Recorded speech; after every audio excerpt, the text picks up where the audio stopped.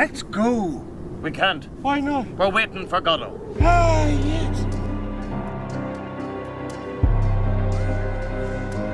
صباح الفل أو مساء الفل. النهاردة معانا حلقة مسرحية برضو، ولكن أعتقد ناس كتيرة منكم ما عندهاش علم بهذا النوع من المسرح. وباختصار زي ما انتوا قريتوا، مسرحية النهاردة اسمها في انتظار جودو، وهي مسرحية عبثية. ولكن خلينا نبدأ كلامنا ونعرف إيه هو مسرح العبث ده. مسرح العبث هو تصنيف لمسرحيات معينة بعد الحرب العالمية الثانية كتبها العديد من الكتاب الأوروبيين في أواخر 1950. المسرحيات دي كانت بتركز بشكل كبير على الأفكار الوجودية. يا ولاد الكلب، يا زبالة يا زبالة يا أمريكان. بتعبر عن اللي بيحصل لما يفقد وجود الإنسان معناه، والإنسان يفقد هدفه ويفشل في التواصل. والعبث هنا هو عدم وجود المعنى. المسرحيات دي كانت بتصنف برضه كونها دائرية. يعني إيه؟ يعني البداية هي النهاية. تحس إن المسرحية سايحة ببعض، ما هي عبثية بقى، ما تعرفش فين بدايتها فين نهايتها، الموضوع خلص ما خلص بس.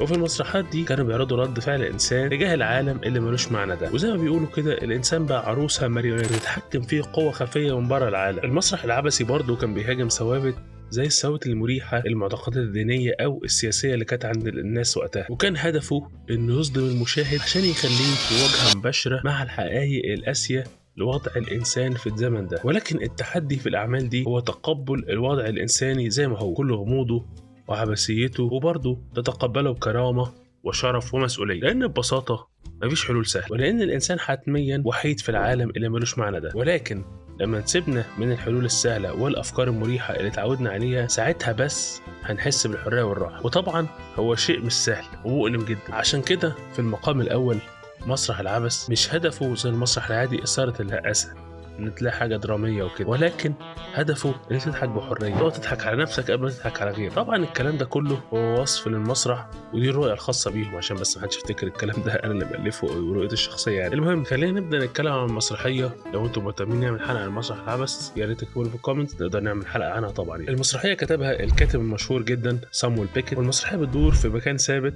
مفيهوش مصدر واضح للحياه. بنشوف شخصين ثابتين برضه على مدار الاحداث. الشخصين دول هم فلاديمير واستراجون، اللي بنشوفهم هم قاعدين يتكلموا في اي موضوع، وكل شويه استراجون اللي دلعه جوجو بيسال فلاديمير اللي دلعه ديدي ويقول له هو احنا بنعمل ايه هنا يا ديدي؟ يرد عليه يقول له نحن في انتظار السيد جودو. وفي وسط كلامهم بيقاطعهم شخص اسمه بودزو، وبنعرف انه رايح السوق عشان يبيع العبد بتاعه لاكي اللي هو كربته بحبل وماشيه وراه زي الكلب سوري يعني. ويدور بينهم حوار، واثناء ما هم بيتكلموا لاكي بيحاول يسليهم عن طريق الرقص والتفكير، وبعدها بودزو ولاكي بيسيبوهم يمشوا. ويا دوبك مفيش بعد مده قصيره بيظهر لهم ولد صغير ويقول لهم انه رساله من السيد جودو، وانه بيبلغهم انه مش هيجي النهارده، ولكن بالتاكيد هيجي بكره عشان يقابله. ولكن ديدي مش بيسكت وبيقعد يساله اسئله عن السيد جودو اللي بيوضح لنا انه ما قابلوش قبل كده، ولكنه بيسيب الولد يمشي. وبيقرر هو وجوجو انهم يمشوا ويرجعوا بكره، ولكن الستاره بتنزل وهم لسه في مكان. في الفصل اللي بعده بنشوفهم بيتقابلوا تاني عند الشجره اللي كانوا عندها امبارح، وبنشوفهم بيكرروا تقريبا نفس الافعال بتاعت امبارح، مع اختلاف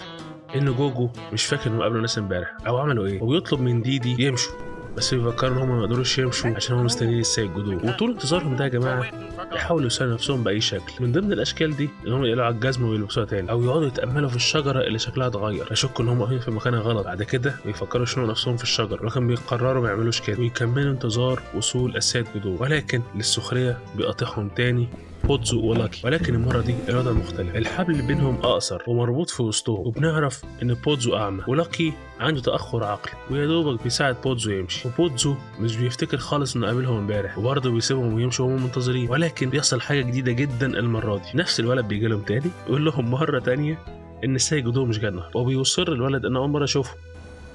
What have I said?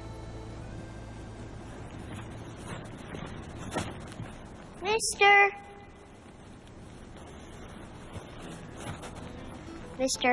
Albert? Off we go again.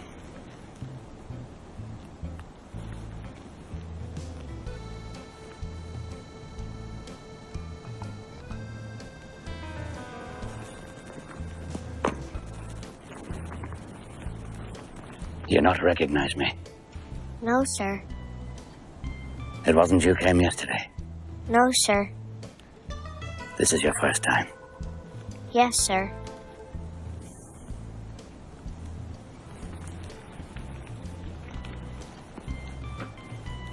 You have a message from Mr. Godot. Yes, sir. He won't come this evening. No, sir. But he'll come tomorrow, Yes, sir. without fail. Yes, sir.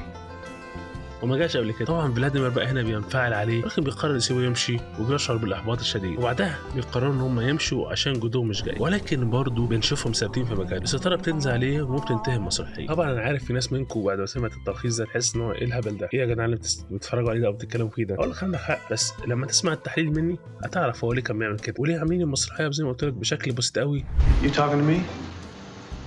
حسها عايمة في بعض، عشان المعاني اللي في مسرحية انتظار جودو دي معاني خطيرة، ومن ضمنها حاجات قريتها على النت ان دي كانت آراء شخصية للكاتب، مش تحليلات انا الشخصية بس، Not me, it's just not me. او رؤيتي انا بس. اول نقطة معانا هي ان صامويل بيكيت كان في الاصل بيسقط على الانبياء ورموز الدين والسياسة اللي الناس بتمشي وراه، وبيتريق ان الناس دي مش بتيجي ترشدك فعلا. No one is coming. لكن احنا في عصرنا ده عندنا السوشيال ميديا والانفلونسرز اسما وليس وصفا اللي بيقولوا الناس تعيش ازاي. المهم خلينا نبدا واحده واحده. صامويل بيكيت في وقته كان دايما مشهور جدا الناس تعلقها بالدين او رموز السياسه، الناس اللي هم السياسيين اللي بيديك شعارات عشان تعيش ازاي ولازم تصبر ولازم تعمل. هو هنا كان بيعمل سخريه واسقاط ان انت زي فلاديمير واستراجون قاعدين مستنيين حد بيجيش ما يعرفوش شكله ايه، بس هم عارفين ان في حد يجي يرشدهم، حد يجي يقول لهم يعملوا ايه. ومن السخريه ان هو بيبعت لهم دايما طفل صغير يكلمهم، ما بيبعتش حد كبير، ما بيقدروش يعملوا حاجه. فالمسرحيه بشكل كبير هنا في الجزئيه دي كان عايز يتريق، وطبعا يعني مش كل كلامه صح، حتى على الانبياء او الناس اللي بتقولك الدين هو اللي هيحررنا واننا نتبع تعليم نبي او رسول او حد رمز ديني. يعني هو بيتكلم شخص ده مش موجود او الشخص ده مش في حياتك عشان تتبعه او تستناه. وبرضه بيتكلم عن نقطه ان معظم الانبياء اصلا توفوا او مش موجودين معانا، او حتى في الديانات التانية اللي مش سماويه الناس اللي بتتابع معلم معين او مذهب معين، الناس كلها مبقتش موجوده، دي حاجات قديمه. وانت دلوقتي عايش في العصر الجديد، زي ما قلت لكم بسبب الحرب الناس عماله تموت، الناس فقدت ايمانها وقتها، الناس حست ان بسهوله جدا ممكن يموت، بسهوله جدا ممكن ما يكونش موجود تاني خلاص. فمين بقى بعض الناس زي صامويل بيكيت اعتقد يعني وغيرهم اللي فكروا في كده في مسرح العبث، فين الاله او فين الشخص المنقذ او فين الرجل السياسه اللي جه وعدني، في الناس دي كلها عشان تيجي تنقذني. اما في وقتنا ده عندنا ناس كتير على السوشيال ميديا، مش قصدي اي حاجه خالص والله، في ناس جميله جدا اللي هم الانفلونسرز اللي هم اسما بس ومش وصفا زي ما قلت، ليه عمال يديك في نصايح تعيش ازاي وتقوم ازاي وتعمل ازاي، هو نفسه جوين بيه يعني. أصوات كتير حلوة لكن دماغ ما فيش، بيغنوا يطربوا لكن معاني ما تلاقيش، نجوم بعيد عنك بتقول لك ازاي تعيش، مأساتك سبوبة بياكلوا منها عيش. يعني هو تلاقيه قاعد في السماء او قاعد في مكان عالي قوي وحياه فاخره جدا، وانت مثلا قاعد بتعافر بال 5000 6000 جنيه او حتى اقل بتعمل في شغلتك، عايز تعتمد على نفسك وعايز تأسس بيت او عايز معجب واحده او whatever الصراعات اللي كل الناس بتمر بيها على مدار العالم، يعني الباترنز اللي بتحصل، او انت عايز تعمل شغلانه او whatever. لا هو مثلا بيعمله مثلا في مش قصدي حاجه يعني ب 100000 جنيه او whatever المبلغ يعني، او حتى مش شايل هم الحاجات اللي انت شايل همها، مش قصدي حاجه، يقول لك ازاي تعيش. طب انت هتعرف منين اعيش انا ازاي، او ازاي تعرف تديني تعليمات وانت مش في نفس المكان بتاعي، او زي ما بيقولوا مش واقف معايا على ارض الواقع. دي نقطه برضه انا بشوفها كتيره وكانت فعلا بحب انا كايروكين هم ناقشوها، انت قاعد بعيد عني او انت قاعد في السماء وانا في الارض، ده الفرق فعلا. ده نفس الفكره، ناس كتيره يا جماعه مننا بتكون مستنيه حد يجي يقول لها تعمل ايه، وده لاحظته انا شخصيا. يعني ناس كتير حتى بتدور على الكونتنت اللي يقول لهم ايه قوم اسعى قوم اعمل يلا ويزعق فيهم، وانت ليه مستني حد يقول لك كده؟ معرفش يعني، كل واحد حر طبعا، بس انا مش فاهم فكره ان بعض الناس ممكن تدور على حد يوجهه. يعني انت كويس جرب مع نفسك، هو اللي وصل ده احسن منك في ايه؟ لان هو جرب. وعلى مدار العالم بنشوف امثله كتيره مش هنا في مصر بس، سواء رواد اعمال او ممثلين او whatever، ناس كتير وصلت بسبب التجربه مش اكتر. فلما لاحظوا ان فعلا بقينا احنا زي الناس اللي هو استراجون وفلاديمير دول قاعدين مستنيين حد يقول لنا نعمل ايه، مش عارفين شكله، مش عارفين هو مين، ومش عارفين هيجي امتى، ومش عارفين هو اصلا جاي ولا لا. نفس الكلام الناس قاعده على السوشيال ميديا بتوجهنا اعمل استراتيجيه للمحتوى. يا عم احنا لما بعمل محتوى بعمل استراتيجيه، كله بقى عايز يبيع للاسف مع احترامي يعني وجهه نظري. ناس كتير بقت عايزه تبيع، عايزه يعمل كونتنت من اجل الكونتنت. ممكن في ناس طبعا بتعمل كونتنت جميل ويحبوه ومش غلطهم البيع خالص، ما يجيش يقول لك اشتري مني حاجه او انا هقول لك تعيش حاجه كويسه ازاي. يعني انا فاكر في فيديو مضحك على اليوتيوب ان هو جت 1 مليون فيوز مش عارفه، والفيديو جاي مش عارفه 200 300 فيو اساسا، عمل عليه ميم كده او كوميك بيقول لك هو تقريبا كان بيسال مش بيقول، يعني انت بتقول لي اعمل مليون فيوز ازاي وانت شخصيا مش جايب. فكان الفيديو ده معبر قوي عن النقطه دي يعني. المهم عشان بس ما نقعدش نطول في النقطه دي ونعك في الكلام يعني، عشان الحلقه دي برضو ايه انا ما كنتش عامل لها سكريبت معين يعني، هو كل دي فضفضه بيني وبينكم. المهم تاني نقطه معانا النهارده شبه الاولانيه شويه، ولكن كان الدحيح اتكلم عن حاجه شبهها كده في حلقه ما لما كان بيقول ارمي نفسك، ما تستناش لما المكتب يتوضب، او انك تجيب كرسي جديد، او انك تكتب بالقلم اللي انت بتحبه، او انك تبتدي في مواعيد تقبل اسم على 60، او انك تستنى لحد ما الساعه 9 تيجي عشان تبدا اي حاجه في حياتك. ابدا. يعني وهي دي الحاجه ان انت مش محتاجين حد او حاجه عشان نقوم يا جماعه. يعني مش شرط الساعه تيجي 12 بالظبط، مش شرط تلبس لبس كويس، مش شرط تحس مزاجك كويس. فالنقطه الثانيه بصراحه هي ان فعلا بقينا كلنا في الزمن ده او اي زمن عامه، يمكن ده انا شايفه كتير دلوقتي، احنا مستنيين حاجه عشان نقوم، سواء اشخاص او علامات او اي حاجه زي ما كنت بقول، ولكن بالتحديد اشخاص. يعني ناس كتيره مننا بتستنى مثلا حاجه ما تحصل، او حد قصدي معلش حد يجي ينقذها، او حد يجي يقول له قوم، او توقيت معين لو الشخص ما جالش فيه هقوم بعديها.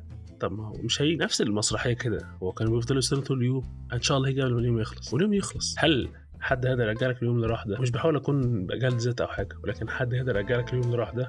لا، محدش يقدر يرجعه لك عشان ببساطه راح. ولكن المحزن انت تكون مطاع يومك وانت مستني حاجه تحصل، او مستني حد يجي، بالذات لما يكون حد او اشخاص. لما تكون مستني زي ما بقول ان حد يجي ياخد بايدك، مش هيحصل. عشان للاسف كلنا لما كبرنا، سواء اللي بيسمعني او بيسمعوني دلوقتي سنهم قد ايه، كبار صغيرين، كلنا عارفين بنوصل لمرحله ما وقت ما نعرف مفيش حد جاي ينقذك. nobody is going to save you. محدش يقول لك انت لازم تقوم ولازم تعمل كده. ممكن يقول لك مره او اتنين، محدش هيجي يشدك من ايدك ويحركك في المكان. نفس الفكره. يعني هم منتظرين جدو، عدى قدامهم مشاهد كتير. يمكن كانت السخريه ان كل شويه البودز مثلا ولا يتغيروا، مره ده كان مستعبده دلوقتي ده اللي بيساعده. يعني الموضوع كان اشبه ان الدنيا ما تتغير، هم في نفس المكان. اللي كان ظالم بقى دلوقتي مش عارف يعمل حاجه، واعمى ومش عارف حاجه، مش فاكرهم. هم ما زالوا مستنيين في نفس المكان. نفس الكلام علينا كلنا على فكره. كمان اقول ساعات كتير بفضل مستني مثلا ان حاجه ما تحصلش. يعني مثلا الشخص ده لو ما كلمنيش بس استنى 4-5 ايام، ما تكلمش خلاص هقطع معاه. بتقطع معاه مع احترامي، يعني وانا مش بشجع الكلام ده، ولكن اللي يوصلك للمرحله دي انت تفضل مستني بال4-5 ايام، وتقول انا سيب 4-5 ايام يمكن متضايق وهيفوق يرد عليا، وده عادته وانت متعود كده، فانت محتاج تقطع معاه من قبل ما تستنى 4 ايام. نفس الكلام مع نفسك. انت ما تستناش مثلا حاجه وانا تحصل لك عشان تقوم، ما تستناش مثلا حد يقول لك انت كويس، ما تستناش حد يقدر شغلك. شوف فيديوهات كتيره واحاول اشجع نفسي بيها. الناس اترفضت في شغلانات وفي اماكن كبيره، وبسبب الرفض ده وصلوا هم فيه، بسبب ان هم ما حدش خد بايدهم، وما حدش من الناس الجميله الحلوه الكبار اللي هو كان يشتغل معاهم ده شغلهم، هم كويسين دلوقتي. عشان ايه؟ كان حاسس انه خلاص ان هو مرفوض، او ان هو الفرصه اللي كانت عنده مشيت، فقال لك خلاص لازم اقوم اتحرك انا اشوف اللي ورايا. ولما اتحرك هو اكتشف ان هو لوحده وزي الفل، مش محتاج يشتغل في الشركه المالتي ناشونال عشان يبقى مقبول او عشان يبقى كويس. وزي ناس كتير مثلا في المجال اللي نفسه يشتغل فيه الاخراج، بداوا مع نفسهم شغل، سواء شغل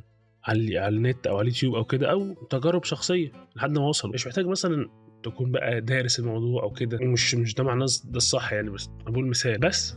ما تستناش حاجه، ما حدش فينا محتاج يستنى حاجه معاه، واحنا كلنا عارفين كده اللي جاي هيجي في وقته، واللي كان جاي هيجي، ولكن كلنا عارفين ان في ناس معانا مش هتيجي، احنا مستناهم وخلاص. وده ياخدني ثالث نقطه، وهي نقطه مكمله لبقيه النقط دي، وهي ان احنا ساعات يا جماعه بنوقف سعادتنا على شخص تاني او حدث تاني زي ما قلت، في حين احنا ممكن نكون سعداء بنفسنا زي ما قلت. يعني اوقات كتيره زي شفنا في المسرحيه برضو، هم مستنيين واقفين حياتهم زي ما قلت، لا وكمان سعادتهم ان هم لدرجه ما فكروا ينتحروا عشان مستني حد يجي، من كتر المال اللي هم فيه مش عارفين يتصرفوا، مش عارفين يعيشوا حياتهم، مش عارفين ينبسطوا، عشان مستنيين شخص او حدث يحصل. لو حد فيهم فكر انه انا كفايه، انا بعرف اتصرف، طب انا بفكر. من ضمن السخريه في المسرحيه نقطه التفكير، ان هو كان لاكي ده بيسلم بالتفكير ما عمال يفكر. هنا بقت فعل التفكير حاجه يعني ايه داعيه للسخريه، او ان هو بقت حاجه ايه مسليه يعني بجد. يعني انا شخصيا وقعت في الفخ ده، ان انا اوقف سعادتي على شخص ما، او زي ما قلت استناه يجي يقول لي انت كويس او كده، حين ان انا ممكن اكون سعيد بنفسي، اكون سعيد ان انا صحيت بدري النهارده، اكون سعيد مثلا شخصيا ان انا سجلت لكم الحلقه دي، وعارف ان الكلام ده مش سهل، وان في غيري ملايين من الناس بتقول، ولكن لما تيجي تفكر فيها دي الحقيقه للاسف. وانا كنت بتكلم مع ناس صحابي كتير ان لو انت سعيد بنفسك وحاسس ان انت كفايه، هتلاقي الناس كلها بتجري عليك اساسا سكه كده. لو انت شايف نفسك راضي بنفسك وسعيد بنفسك وماشي مع نفسك ومش فارق، مش هقول مش فارق معاك حد، مش مستني حد، قصدي الناس تيجي تلاقي تجري وراك للاسف، عشان الناس كلها عايزه اللي احنا كلنا بنحاول نعمله وبنتكلم عنه في الحلقه دي، عايزين حد يكون معتمد على نفسه، حد ماشي نفسه، حد ناجح. للاسف يعني كلنا بقينا ديبندنت على حد تاني، او كلنا بنسعى ورا لحد كويس. بس القوه الحقيقيه يا جماعه، وانا شايف ان هي دي البريك ثرو او الانطلاقه بتاعت اي حد، هو ان انت تقول له ثانيه كده وقف ستوب، انا كفايه، انا مبسوط بنفسي، انا اروح اخش السينما مع نفسي، اروح اكل لوحدي، اروح اشتغل، اروح الجيم لوحدي، واروح اشتغل، مش هستنى حد يساعدني في الشغل. صدقني وانس ان نبدا كلنا كده يا جماعه الموضوع بيختلف. اخر حاجه حابب اقولها عشان حاسس ان انا طولت شويه في الحلقه دي، نشوف اطول اخر حاجه حابب اقولها في الحلقه دي، امشي، ما تستناش حد. walk away. انا بقولها لنفسي قبل ما اقولها لاي حد، يعني يمكن بقولها للناس في الحلقه دي عشان اسمعها كمان سنه ولا سنتين، واحنا داخلين في الموسم الثالث او الرابع او الخامس وات ايفر، بقول لنفسي امشي، ما تستناش حد، مفيش حد جاي. نهايه الحلقه اتمنى تكون عجبتكم. انا كنت معاكم عمر الدش، المسرح الاصلي والافلام. اتمنى ما تستنوش حد، اتمنى بعد ما تخلصوا الحلقه دي تكتبوا لنا رايكم طبعا، وشوفوا اللي وراكم، شوفوا تعملوا اللي انتوا عايزين.